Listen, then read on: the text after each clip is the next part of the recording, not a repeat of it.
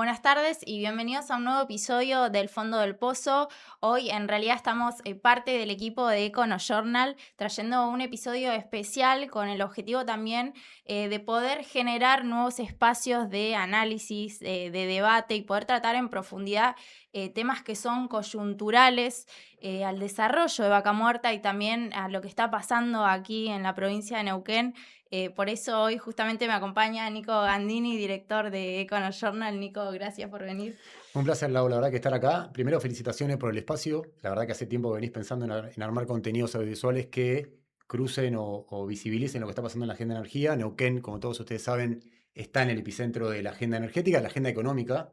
Que el otro día me decía un empresario petrolero, no creo, es bastante evidente, pero no hay otro proyecto que tenga un salto exportador tan nítido, Tal tan cual. visible como lo que está pasando acá en Vaca Muerta.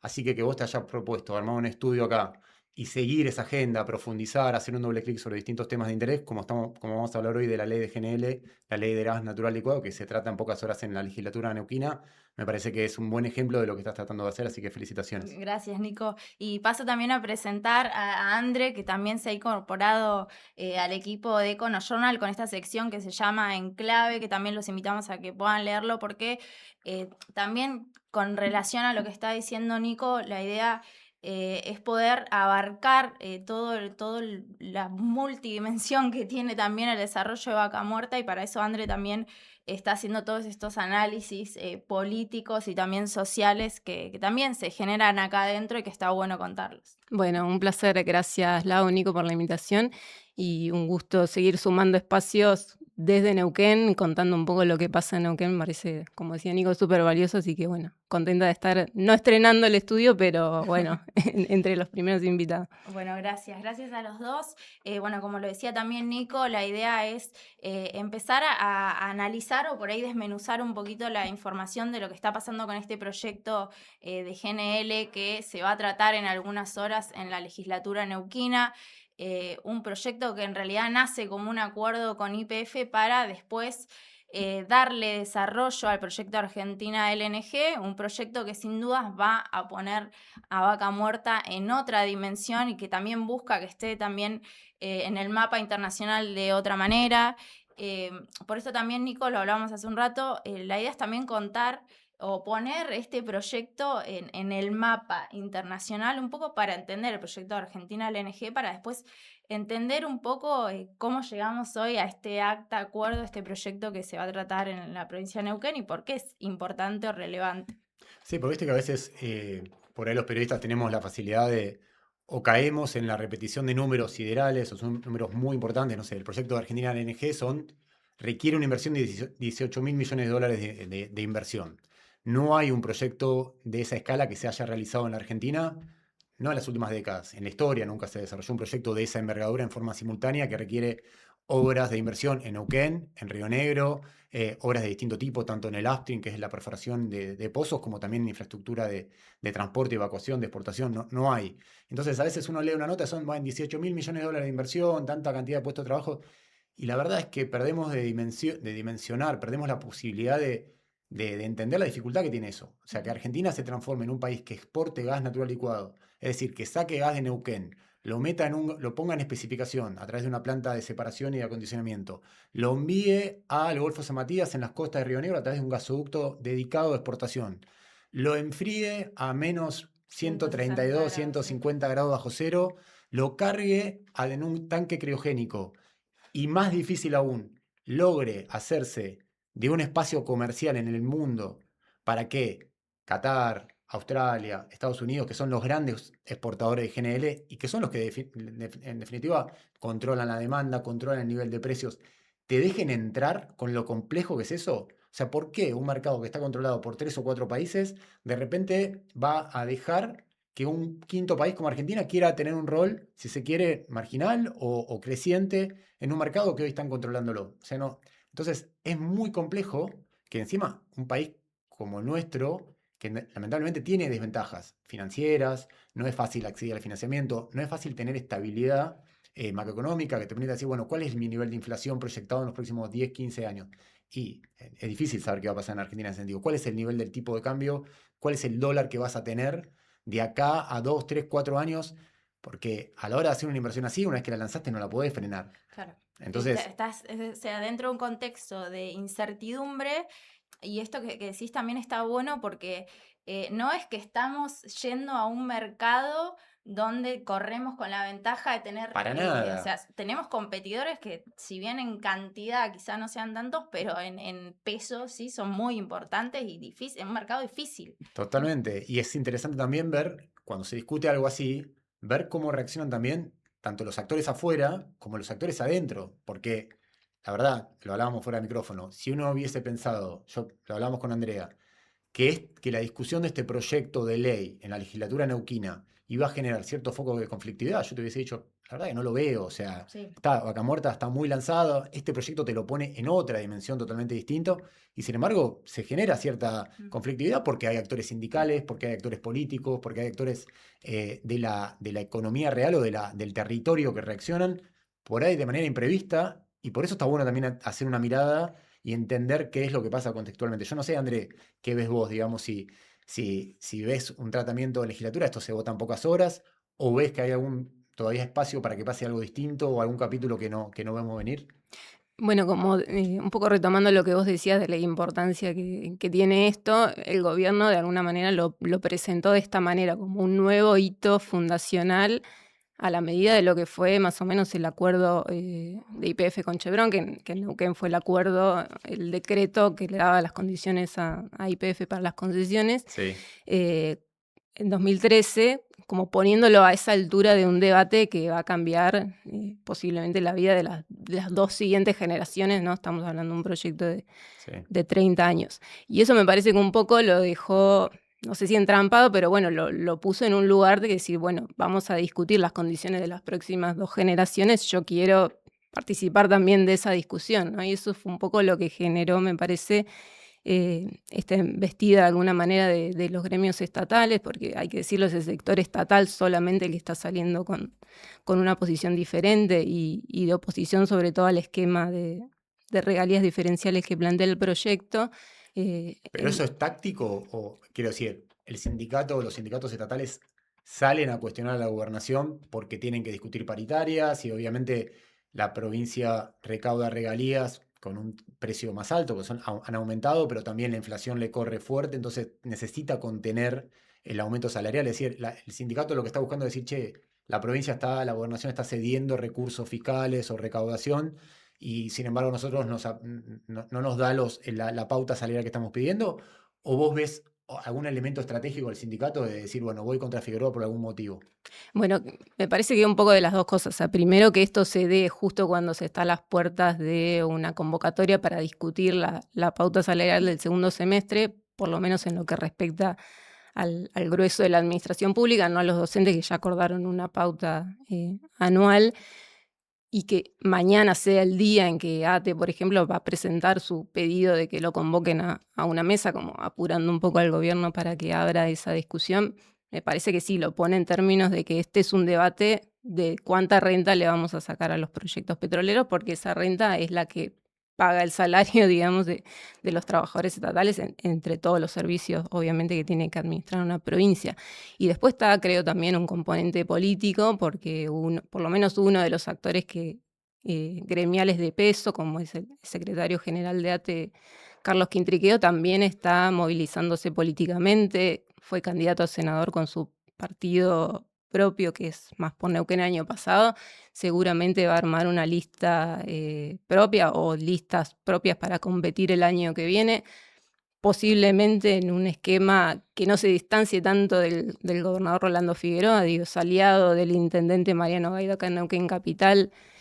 No están en sectores tan enfrentados o tan distintos políticamente, no es alguien que acompañaría un proyecto como el de los libertarios, pero sí creo que quiere mostrar que tiene peso propio y músculo político también para abrir esa discusión sobre las listas del año que viene. Claro, que hasta ahora no habíamos visto, o sea, excepto algunas voces minoritarias dentro de la legislatura, oposición al proyecto, al acta de acuerdo en la legislatura. como lo decía André, apareció el sector estatales, ATE, y ahora también se plegó el sector de los docentes, que también fue un poco llamativo ahí en ese caso, André. ¿Qué explicación o qué motivo le ves vos también? Bueno, me parece que un poco como decíamos, es el sector estatal que tiene un peso importante porque también moviliza a una gran porción del padrón electoral, son un 30% posiblemente del padrón, y son un poco los que definen de alguna manera la inclinación, ¿no?, del voto. Y bueno, también disputan su parte de lo que son los ingresos de la provincia con esto. Es llamativo, sí, porque en procesos anteriores por ahí no estaban tan alineados, ATE, que es el sindicato de los Con estatales, Aten, claro. con ATEN, que es el de los docentes, pero ahora se muestran como nuevamente en una alianza que, bueno, hay que ver hacia dónde conduce, si es solamente por este proyecto en específico para salir a disputar esta mayor porción como de la torta de recursos que administra Neuquén, o si esto va a tener una continuidad y quizá también algún dirigente ahí de ese sindicato se empieza a mover políticamente como lo está haciendo en ATE.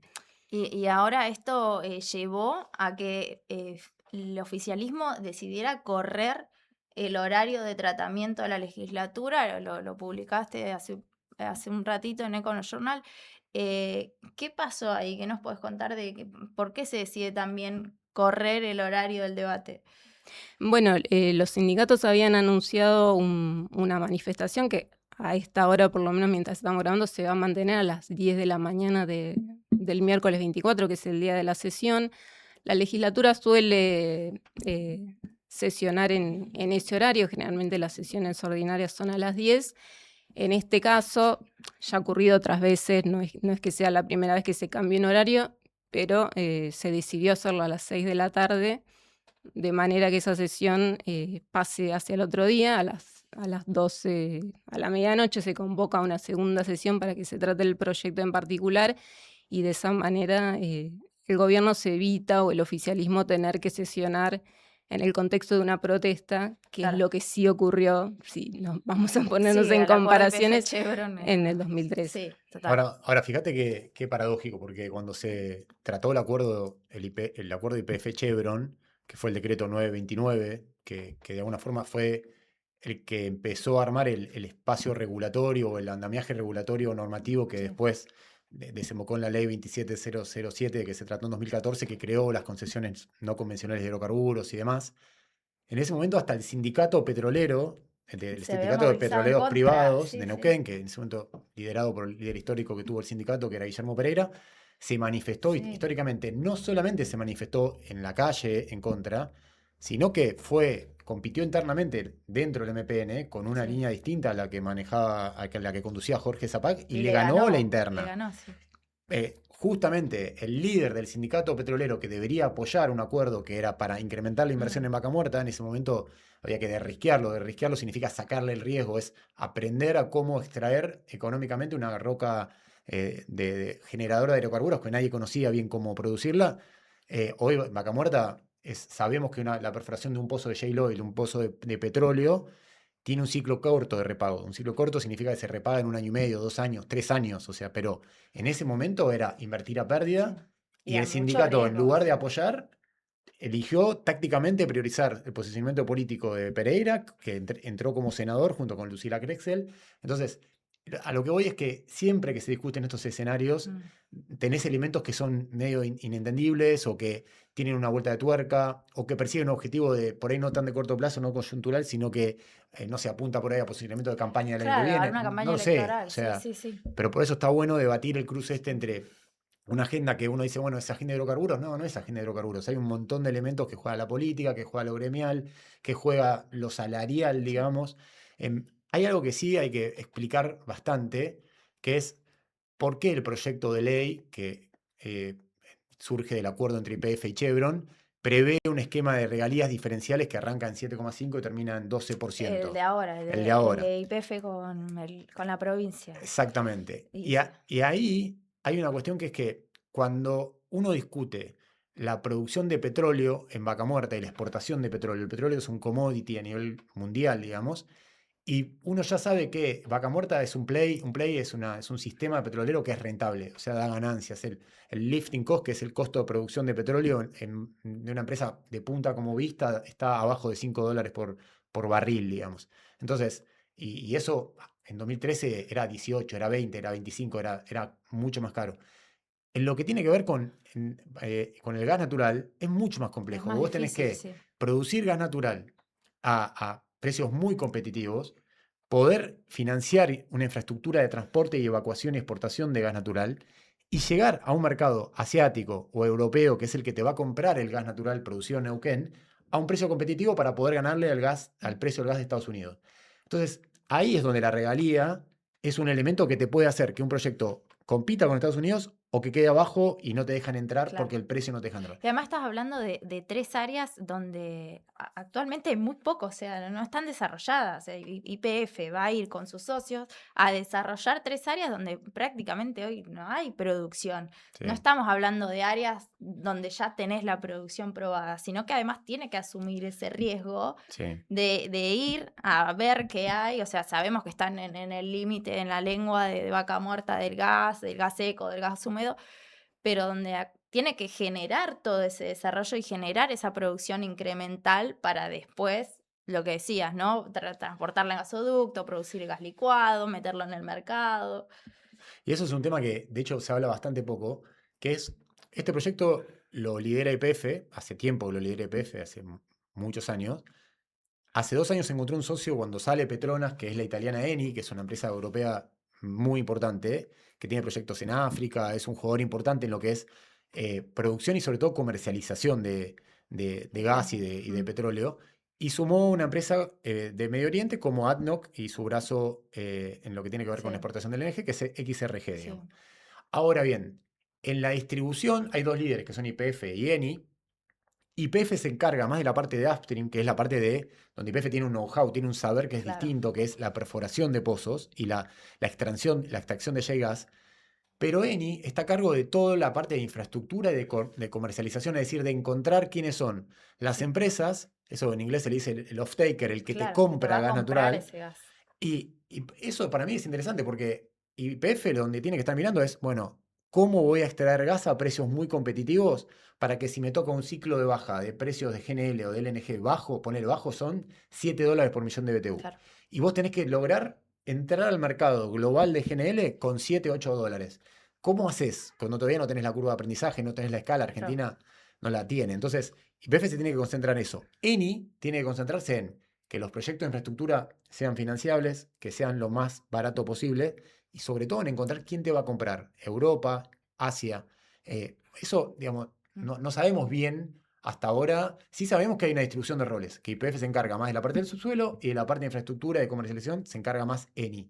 Ahora, el gran punto acá es tener un proyecto lo suficientemente sólido para llegar a fin de año y poder cerrar un contrato o tomar una decisión final de inversión, que eso es Claro. un FID, digamos. Sí, eso es lo que en teoría es lo que tendría que suceder antes de fin de año, pero me parece que son todas esas cuestiones complejas las que hicieron que llevaron a desembocar en este acta acuerdo, digamos. O sea, son proyectos demasiado complejos que requieren esto, analizar el mercado afuera, generar la producción, y creo que eso explica también lo que a muchos les costó entender, que era el porqué de una regalía diferenciada. Y estamos hablando de que el mercado de GNL, además de que es un mercado nuevo para la Argentina, es un mercado donde vos tenés que llegar con precio.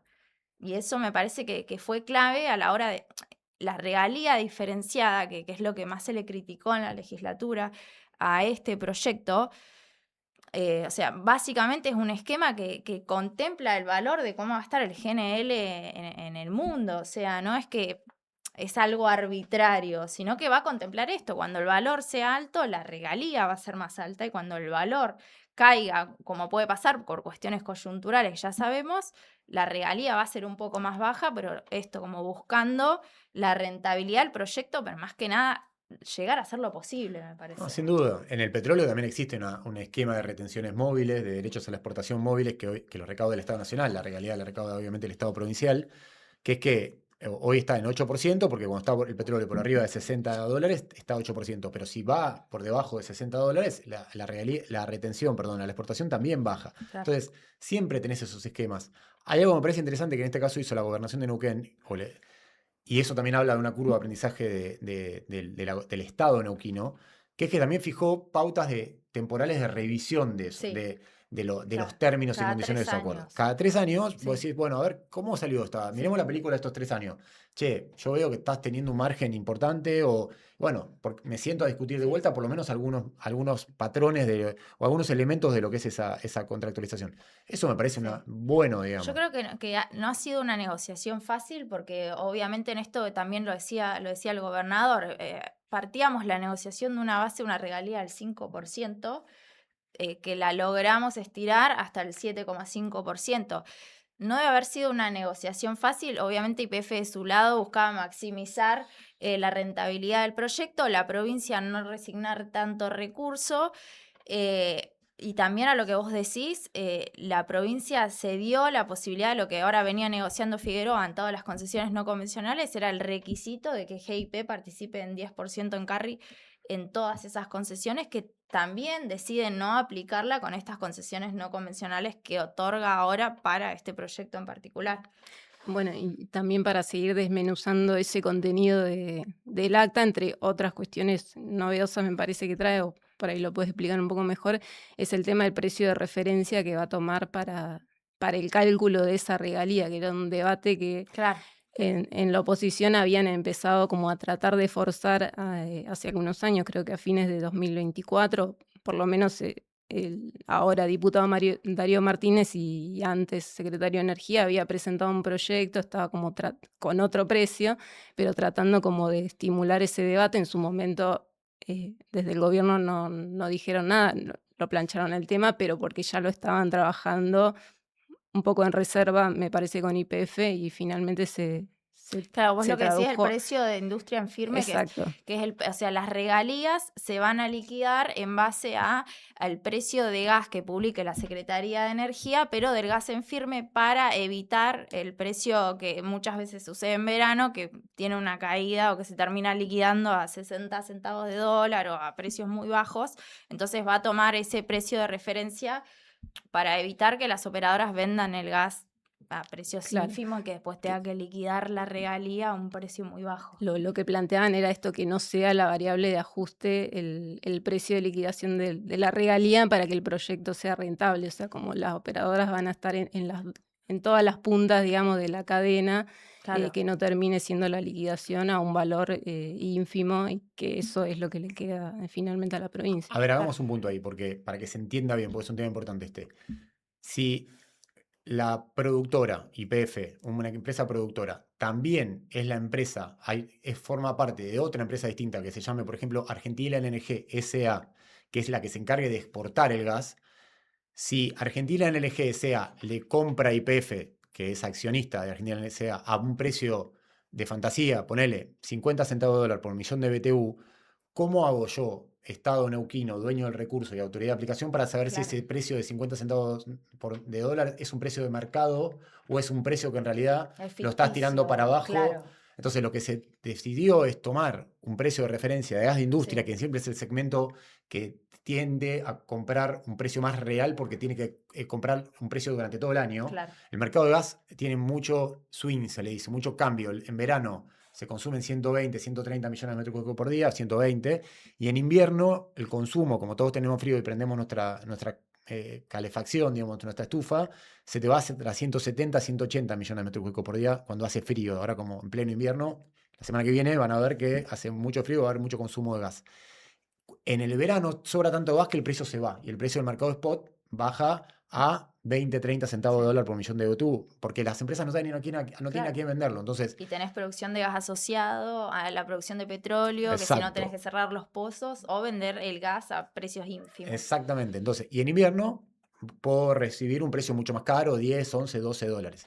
Entonces, ¿cómo hace la provincia para percibir regalías cuando una empresa, por ejemplo, un productor como YPF, pero pasa lo mismo con PAE, con Pan American Energy, con otras empresas, está como productor, pero también como comercializador, se está vendiendo gas a sí mismo? Se definió entonces esta referencia, me parece una buena decisión de vuelta de algo que se está tratando de armar. Lo difícil de esto es cómo definís cuál es la carga impositiva que cobra el dueño del recurso, que es la provincia de Neuquén, de un negocio Un que no existe proyecto que hoy. no existe, claro. Porque no tenés que estar cobrando, Sí. que estás cobrando, le bajaste la regalía al 7,5. Sí, pero el 7,5 de cero, que es lo que tenemos hoy, es cero. Y también otra de las cuestiones interesantes que tiene el proyecto, porque la idea de la provincia es después replicar este tipo de acuerdos con otras operadoras que tengan sus propios proyectos de GNL, es que para adherirse a los beneficios de estabilidad fiscal por 30 años, de no pagar el impuesto a sellos, es que tiene que ser producción incremental, o sea, pasando en limpio. El día de mañana no puede venir una operadora que participe de alguno de estos proyectos y tratar de adherirse a los beneficios con la producción que ya tiene, sino que tiene que generar producción incremental. De nuevo, a lo que vos decías, estamos hablando hoy de un proyecto o de un ingreso que se tiene que generar, que hoy es cero y que mañana hay que generarlo a través de producción incremental. Y creo que también fue una jugada interesante esa de la provincia, decir, ok, no cualquiera puede venir y adherirse a este beneficio. Lo que pasa es que eso siempre es bastante polémico, porque en algún punto vos decís, no sé, el RIGI, el régimen de incentivo a las grandes inversiones, que a partir de una modificación que se instrumentó en febrero, primero en 2024 no lo permitía, pero a partir de este año sí, permitió que áreas de producción de petróleo ingresen bajo los beneficios del RIGI, que te da 10% menos de ganancia, amortización acelerada de capital, no pagás derecho a la exportación de crudo. Entonces, y te permite que áreas que tenían un desarrollo no significativo cuando se aprobó la ley base, que es la que crea el RIGI en 2024, ingresen a ese sistema. Ahí la dificultad es cómo determinás qué porcentaje de un área entra y qué porcentaje no. Claro. ¿Con qué sistemas, con qué lógica, con qué criterio, que es lo difícil? Entonces, vos acá con gas lo mismo. Vos tenés un desarrollo de gas muy importante, Fortín de Piedra, por ejemplo. Viene Fortín de Piedra y dice, che, yo ya produzco hoy 20 millones de metros cúbicos por día de gas, pero quiero llevarlo a 30 para hacer un Sí. proyecto, para calzarle encima un proyecto de exportación de GNL. Bueno, ahí la provincia te está diciendo, bueno, pero calzámelo por los 10 millones de metros cúbicos incrementales, no te lo voy a dar por los 20, porque vos ya Claro. hiciste el proyecto con 20 millones de metros cúbicos por día de gas, con las condiciones estándar de Claro. regulatorias Sí. o de regalía. Entonces no te voy a pedir.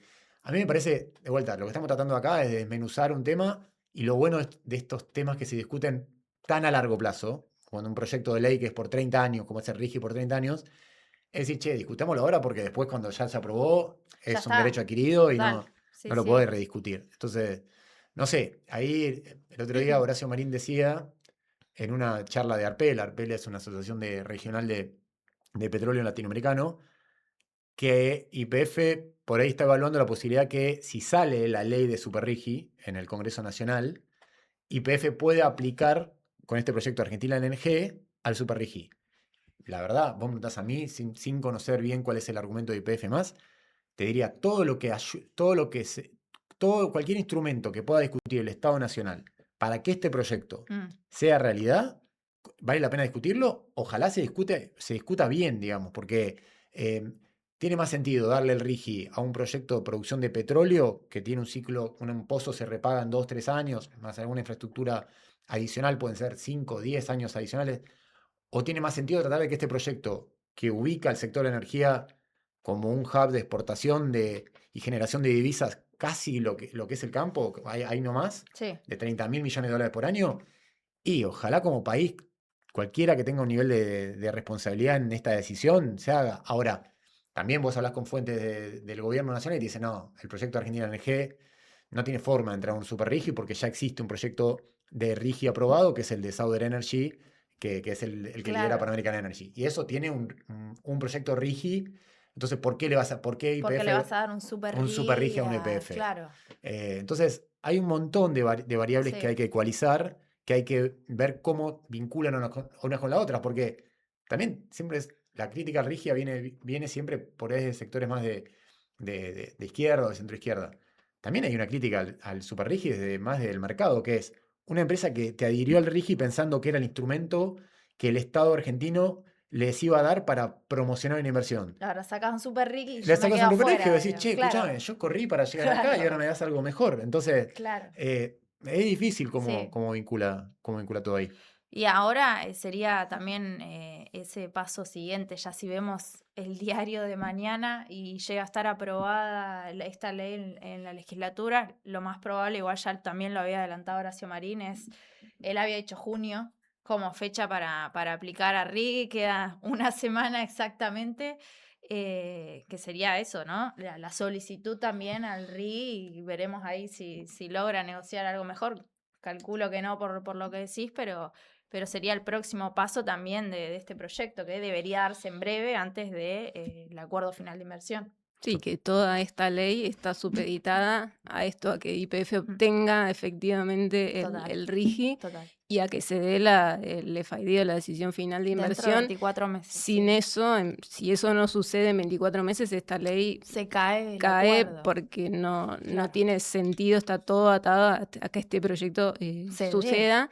Igualmente, este bono de infraestructura que incluye este acuerdo, que son 175 millones de dólares, adicionales a los 150 millones de dólares que ya contemplaba el Recibidos acuerdo de la de Sench. las áreas, de las concesiones no convencionales, y que todavía ese monto no tiene un destino definido, un poco porque el gobierno tiene este tiempo, el gobierno de Rolando Figueroa, este tiempo hasta que YPF finalmente consiga el FID para pensar y trazar una estrategia, me imagino que junto con los intendentes y sobre todo los intendentes de estas dos ciudades, que van a ser las más beneficiadas o las más cercanas al proyecto, como son Cutralcó y Plaza Huíncul, y definir ahí qué obras va a financiar con esos 175 millones, que bueno, discutíamos antes si era un monto suficiente o no para la envergadura de este proyecto, que son 30 años.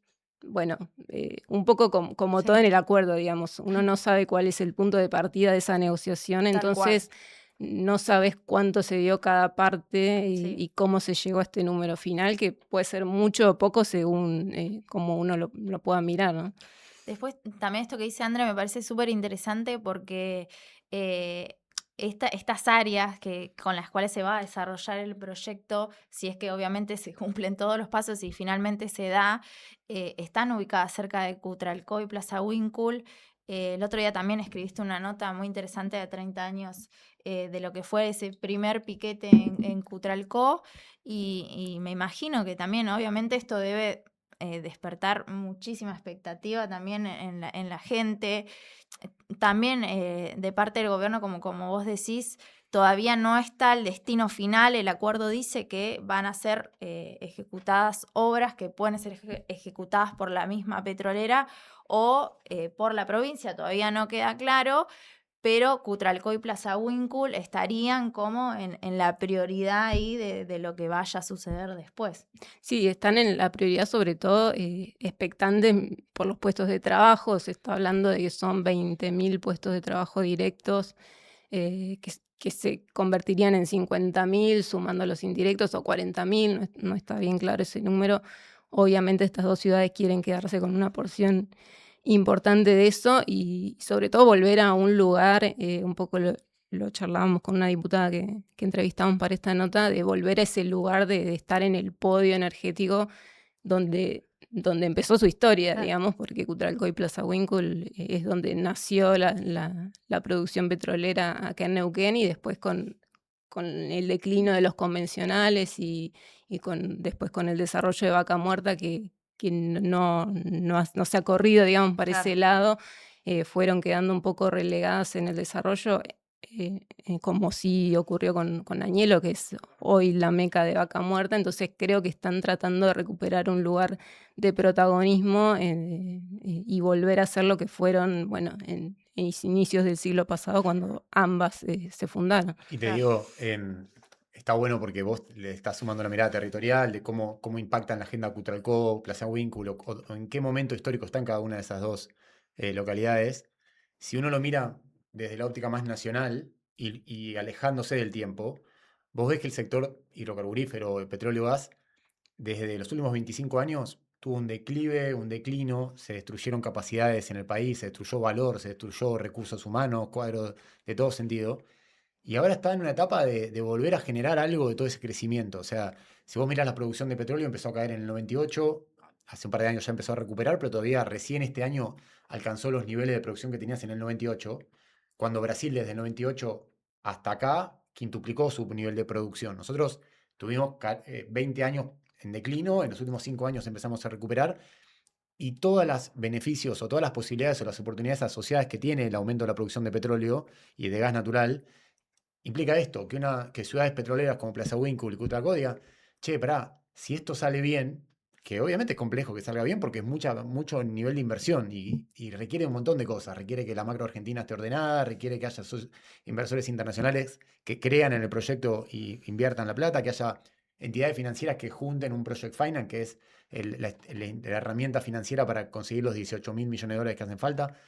Pero si eso se llega a dar, vos tenés ahí, vas a tener en los próximos 2 años la construcción de una planta de separación de gas cerca de Cutralcó, de Sí. Plaza Huíncul, veremos cuál es la locación final, por 7.000 millones de dólares de inversión. 7.000 millones de dólares de vuelta es un numerito y que parece mucho poco, obviamente que es un montón de plata, pero la industria petrolera en Argentina invierte por año en perforación de pozos 12.000 millones de dólares. Vos estás hablando que una planta de separación de gas, solo una planta, que es gigante obviamente, son 7.000 millones de dólares. No hay un antecedente, o sea, no solamente es un nivel de laburo, cantidad de puestos de trabajo, son para mí las externalidades y recuperar algo de la grandeza que cuando se pensó el polo petroquímico Bahía Blanca y se diseñó, cuando se pensó YPF, cuando se descubrió Loma La Lata, cuando se construyeron las represas hidroeléctricas de todo el Comahue, bueno, algo de eso que como país supimos construir hace mucho tiempo, ojalá se pueda reconstruir, porque te pone en otra liga. Y no solamente en el plano de puesto de trabajo, generación de riqueza, en el plano hasta, por ahí exagero un poco, pero en términos hasta espirituales de un pueblo, de una sociedad. Es como te decís, bueno, che, pará, hay un encadenamiento de cosas buenas que pueden pasar, que obviamente después va a haber tensión, va a haber discusión por la renta, cada uno va a tener que jugar un rol. Nosotros como periodistas, eso es lo que nos entretiene de cubrir un poco la realidad. Pero estamos hablando de proyectos que te cambian estructuralmente una región y un país. Entonces, veremos si sale o no. Los próximos 6 meses son definitivos. Podríamos hablar un montón de esto, pero me parece que está bueno como pelotear a ver de qué estamos hablando. ¿Hay chances, Nico, de que la planta vaya directamente o esté cercana a Cutralcó y Plaza Huíncul? No tengo la información como para Mm. decirte, porque cuando publicamos esa nota la semana pasada, chequeamos con todas las fuentes involucradas, pero cuando uno decía está definida la locación, las fuentes Todavía no. eran bastante esquivas a la hora de Claro. decirte. Probablemente YPF lo tenga ya, pero No, es que nosotros no imagino podemos acceder. que, o sea, eso, no generar falsas expectativas todavía. Es una inversión muy importante para la Tiene zona. que, o sea, lo que están, para que se entienda el que está del otro lado y no sigue tanto estos proyectos, es lo que están tratando de hacer YPF y Eni es como construir una mega casa. Entonces vos tenés que saber quién va a ser tu contratista de la obra civil, quién va a ser tu contratista de la obra eléctrica, quién te va a ser tu contratista de las obras externas o exteriores. Entonces, una vez que tenés todo el proyecto armado, todo el expediente, decís, bueno, ok, junté la plata porque conseguí que el banco de Neuquén me preste 500.000 dólares para construir una casa. Bueno, listo, ya sé quién es mi contratista, Claro. 1, 2, 3. Eso está haciendo YPF ahora. O sea, está seleccionando quiénes son sus contratistas de construir una planta de separación de gas y acondicionamiento en Neuquén. ¿Quién va a ser el que me va a proveer los caños para hacer un gasoducto dedicado a la exportación, que solamente va a exportar gas desde Neuquén hasta las costas de Río Negro en Punta Colorada? Esa licitación sale en 3-4 meses, que ahí obviamente vas a tener de vuelta si Tenaris, que es el único jugador local que puede aportar los caños, va a ser una licitación internacional seguramente, gana, pierde, bueno, eso siempre tiene un condimento adicional, pero bueno. ¿Hay algo del timing de anunciar esta planta que tenga que ver con el acta acuerdo o nada que ver? No lo sé, me parece que son proyectos que te transfieren te transmiten la envergadura del proyecto que Claro. estás involucrado. O sea, es como, ok, Comunicarlo le da más fuerza, digo. y te digo, nosotros como periodistas, como redacción, decís, che, una planta 7.000 millones de dólares o 5.000 millones de dólares es mucha plata. O sea, no, una planta de separación de gas, vos decís 1.200 millones de dólares, ok, ya 5.000, 7.000 millones de dólares es una cosa, es un bicho, es un tamaño que no existe en Argentina. Tenés que irte al Golfo de México, tenés que irte a Estados Unidos para pensar tenés que irte a Medio Oriente para pensar plantas de ese tamaño. Entonces, ni hablar si vas a Río Negro y pensás, porque esa es la planta para poner en especificación el gas para enviarlo a Río Negro. Claro. Si después a eso, como país, pensás y decís, che, quiero armar una planta que aproveche los gases asociados que tiene el metano, que es el gas que conocemos todos, que es el etano o el propano para hacer petroquímica. ¿Y por qué no pensar que Argentina de acá a 10 años puede tener un proyecto petroquímico en Río Negro grande? Obviamente que eh, hoy en día no hay base material para pensar en eso. Total. Pero todo esto forma parte de la agenda que puede venir. No sé, Andrés, si desde la política ves alguna lista más. Bueno, vos preguntabas esto si tenía algo que ver el timing. Sí. No sé si fue casualidad o estuvo pensado de esta manera, pero sí es un argumento que claramente va a sumar en realidad el oficialismo como para tratar, ya no de convencer, porque los votos están definidos, van a ser, la legislatura de Neuquén tiene 35 bancas, posiblemente unos 25 sean a favor y unos 10 o 9 o 10 en contra del proyecto, eso ya está más o menos definido. El oficialismo no tiene que convencer, digamos, a otros diputados, pero sí, obviamente, sumar argumentos para defender este acuerdo y esta ley de cara a la sociedad. Y esto de la planta es uno de los argumentos que va a sumar, sumado obviamente a los puestos de trabajo, a las regalías incrementales que va a recibir la provincia de un proyecto que hoy no existe, Claro. Que está sumando. Sí, por lo menos en estos días se destacó mucho esta noticia y planta.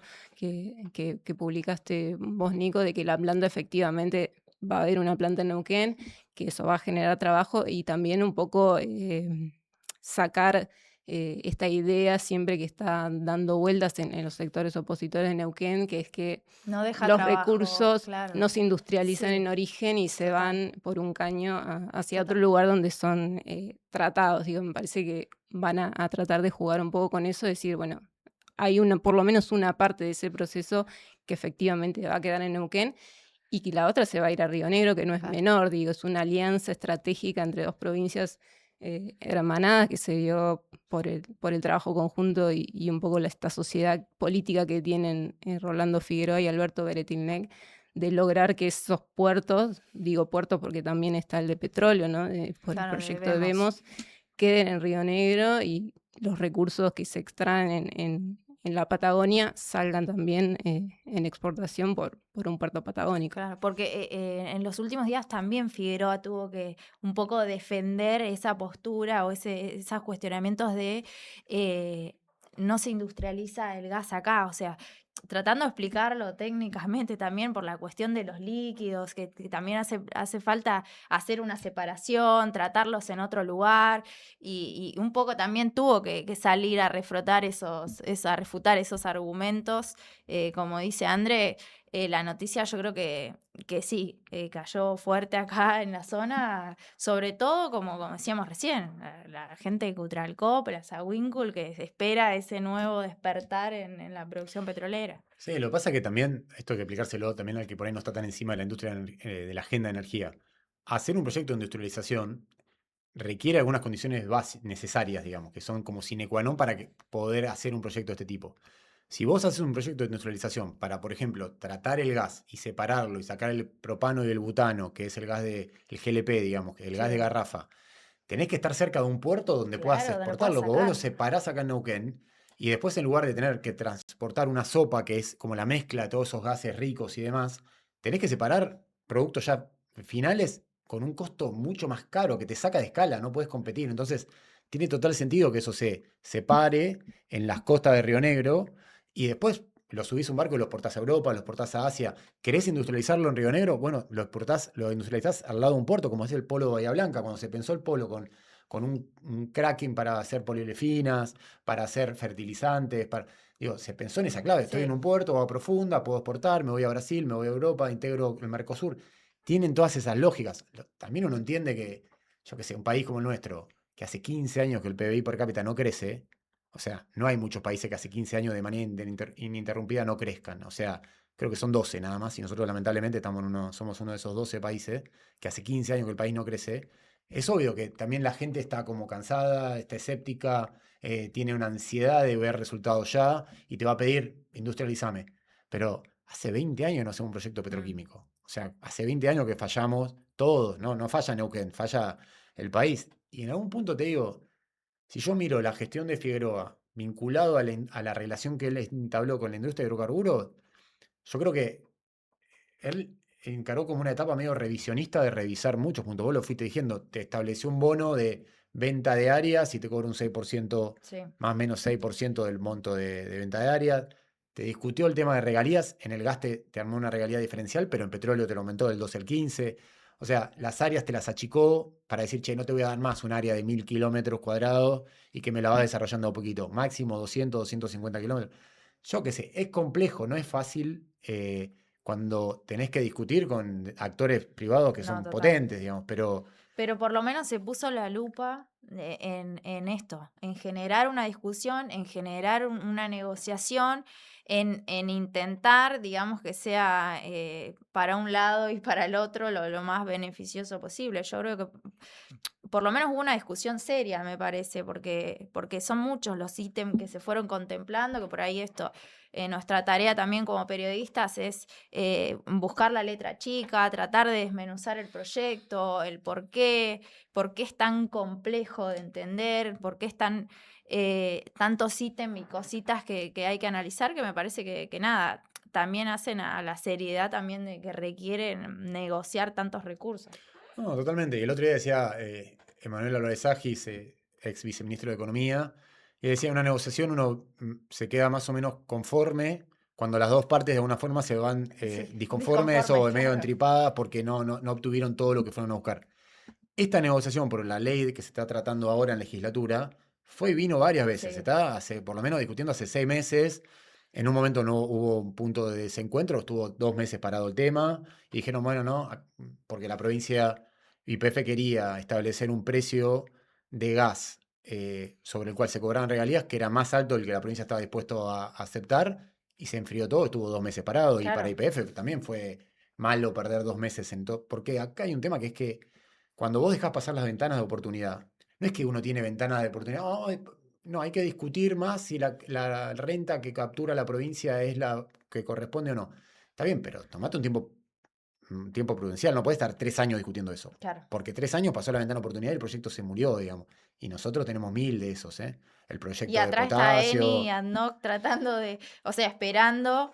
O sea, eh, así se te fue sí, ExxonMobil, así sí, perdimos el proyecto de potasio de Río Colorado, así hubo proyectos petroquímicos que no se hicieron, trenes que nunca se materializaron, porque discutís tanto la captura, cómo se distribuye la renta de esos proyectos, una renta que es teórica, porque todavía no existe, que se te cierra la ventana de mm, oportunidad para poder materializarlo. Esto es el mar de fondo que está, sí, ¿hasta dónde podés demorarte con eso? Sí, sí es cierto, y poniéndome de un lado, de un poco de abogado del diablo por un momento, digo, cuando vos decís, Nico, todos estos idas y vueltas que tuvo la negociación entre el gobierno e YPF, que está bien, digamos, el Poder Ejecutivo es el que tiene, creo, la potestad para hacer esa negociación. ¿Cuánto de eso se trasladó al conocimiento de los diputados que ahora tienen que aprobar la ley? Digo, porque cuando al inicio decíamos esto del gobierno planteándolo como un hito fundacional y vos decís, bueno, me apuraste para tratar de claro. sacarlo en, creo, 3 semanas más o menos de debate, con una primera exposición De de los Medellín. ministros y una segunda que fue específicamente para el debate de los diputados y sacar despacho rápidamente. Digo, si quizá quedó como un poco en el tintero haber abierto un poco eso y que los legisladores, y por qué no también el resto de la sociedad, entendiera un poco esto, cuál fue el Claro. punto de partida de esos idas y vueltas y cómo se llega a este Sí, resultado, a este esquema de Es regalías, que porque ese es el laburo nuestro, André, porque vos sí, decís, a veces hacemos este tipo de programas, por eso volvemos al principio, la felicitamos a Laura por armar a pulmón este espacio, por tratar de visibilizar esta agenda, es que a veces la energía sigue siendo un nicho, sigue un campo medio endogámico donde no entra mucha gente y no se tratan de explicar los temas o tratar por lo menos de dar una opinión, equivocada o no, de algo. Entonces, es difícil, porque muchas veces hasta los legisladores no tienen la formación ni el conocimiento ni la información para poder hacer un análisis. Y, sí. y bueno, pero no es que pasa en Neuquén, pasa en todos lados. En mm, Neuquén te diría que el debate es bastante alto porque tiene formación en el sector público donde los cuadros son buenos, o sea, te puede gustar o no, si la decisión que toman es buena, mala o no, pero hay conocimiento. A veces en el Estado Nacional vos vas a ver quiénes son los cuadros técnicos de la Secretaría de Energía y están tan pauperizadas las líneas del Estado que no hay conocimiento. Vos ves las discusiones ley de zonas frías que se está discutiendo ahora, Andrea, o sea, que tiene media sanción en diputados.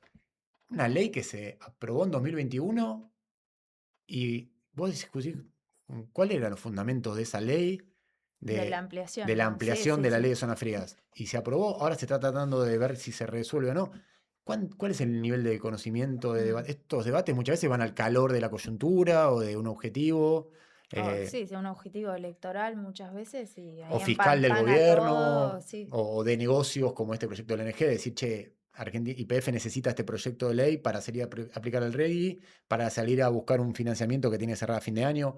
Está todo medio encadenado. Ujú. Sí, un poco también fue el argumento para refutarlo desde el oficialismo, ¿no? Cuando la oposición dice, nos están apurando porque nos dicen que es voluntad del gobernador que salga hoy, hablando del despacho la semana pasada, y un diputado del oficialismo dice, sí, es voluntad del gobernador que salga porque tiene voluntad de que esto se haga.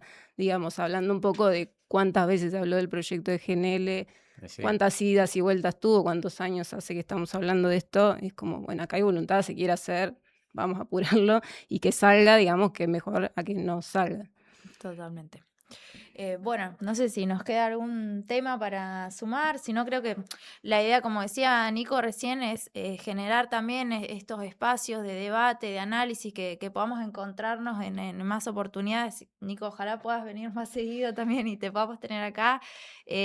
Mostrar un poco también lo que nosotros hacemos en el laburo de la escritura, pero que también lo podamos debatir así, creo que enriquece muchísimo más el debate, porque este era un proyecto en particular del que se trató muy poco, de que se habló muy poco.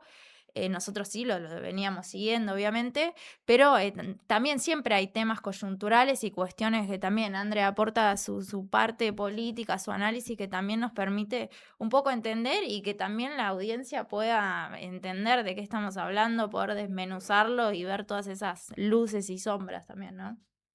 Así que bueno, de mi parte, agradecerte Nico por venir, agradecerte Andre, y bueno, ojalá obviamente los invitamos y podamos generar muchos más de estos debates y análisis. Genial. Un placer, Lau, cuando quieras. Gracias. Bueno, muchas gracias a ustedes, los invitamos obviamente que nos sigan acompañando en el fondo del pozo, y como decíamos recién, la idea es seguir con el contenido que siempre venimos generando, de la pata audiovisual que también es tan importante, y poder también traerles a ustedes este tipo de análisis coyunturales. Muchas gracias.